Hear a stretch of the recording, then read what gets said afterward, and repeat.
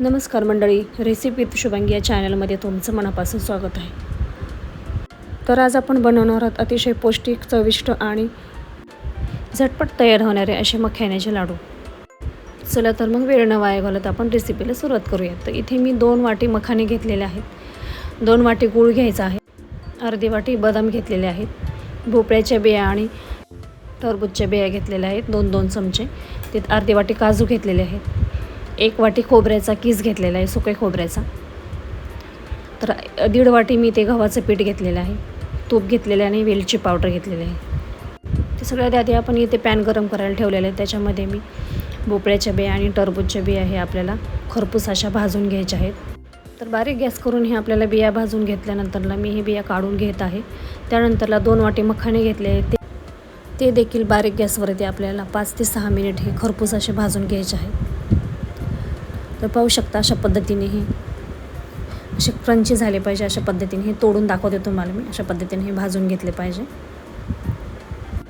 तर त्याच पॅनमध्ये आपल्याला 1 वाटी किसलेला खोबऱ्याचा किसही अशाच पद्धतीने बारीक गॅसवरती खरपूस असं भाजून घ्यायचं आहे. त्यानंतरला खोबरं भाजून झाल्यानंतरला आपल्याला तेही ताटामध्ये काढून घ्यायचं आहे. त्याच पॅनमध्ये मी 2 चमचे तूप घेतलेले आहे, त्यामध्ये सुकामेवा आपल्याला याच्यामध्ये भाजून घ्यायचा आहे. तर तुमच्या आवडीप्रमाणे तुम्ही ड्रायफ्रूट्स कमी जास्त घेऊ शकता. अशा पद्धतीने हे खरपूस असे ड्रायफ्रूट्स आपले भाजून झालेले आहेत, तेही काढून घेत आहे.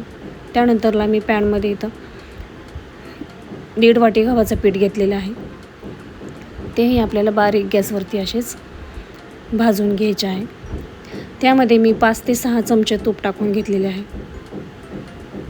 सतत हलवत राहायचे आहे जेणेकरून आपलं ते करपणार नाही. जर तुम्हाला हवं असेल तर तुम्ही पिठाचं प्रमाण देखील कमी करू शकता. 1.5 वाटीऐवजी 1 वाटी किंवा अर्धी वाटी घेऊ शकता. तर अशा पद्धतीने आपल्याला हे पीठ व्यवस्थित मिक्स करून तूप त्याच्यामध्ये भाजून घ्यायचे आहे.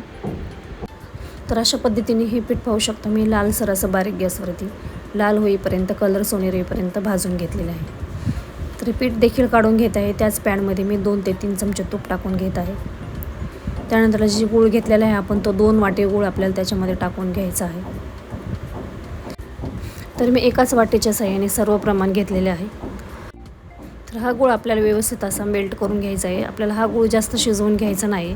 मेल्ट झाला की आपल्याला गॅस बंद करायचा आहे. तिथं बाकीचं सर्व साहित्य मी भाजून वगैरे घेतलेलं आहे, ते आपल्याला मिक्सरच्या भांड्यामध्ये काढून घ्यायचं आहे. तिथं मखाण्याची मी पावडर करून घेतलेली आहे. तर इथे मी खोबऱ्याचा किस जो होता तो आपल्याला भाजून घेतलेला, तोही मी बारीक करून घेतलेला आहे. तिथे ड्रायफ्रूट्स घेतले होते, तेही मी ड्रायफ्रूटची पूड करून घेतलेली आहे. तर थोडीशी वेलची पावडर कुटून घेतलेली आहे, तीही टाकलेली, त्याने सुगंध छान येतो लाडूला. हे सर्व साहित्य आपल्याला एकत्रित मिक्स करून घ्यायचे आहे. त्यानंतरला जो गूळ आपण मेल्ट करून घेतलेला आहे तोही आपल्याला त्याच्यामध्ये टाकून द्यायचा आहे. तर सर्व गूळ मेल्ट करून घेतलेला टाकलेला आहे मी. ते गूळ टाकत असताना गरम असल्यामुळे आपण चमच्याच्या किंवा उलथण्याच्या साहाय्याने हे व्यवस्थित मिक्स करून घ्यायचे आहे. अशा पद्धतीने मिक्स करून आपल्याला कोमट मिश्रण असतानाचे जे लाडू बनवायला घ्यायचे आहे.